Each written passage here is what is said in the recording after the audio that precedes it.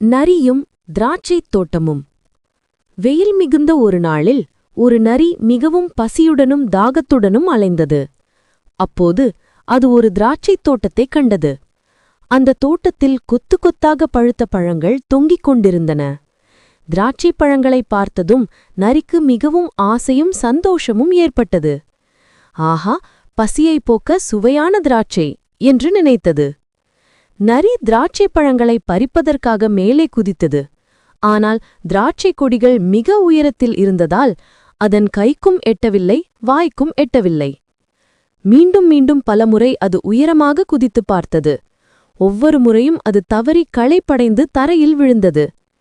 வெகுநேர முயற்சி செய்தும் அந்த பழங்களை பறிக்க முடியவில்லை. கடைசியில் தன்னால் அந்த பழங்களை பறிக்க முடியாது என்று உறுதியான பிறகு நரிக்கு கோபம் வந்தது.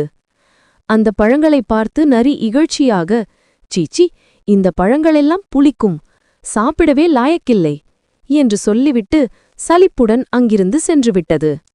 நீதி: கிடைக்காத பொருளின் மீது குறை சொல்வது வீண்.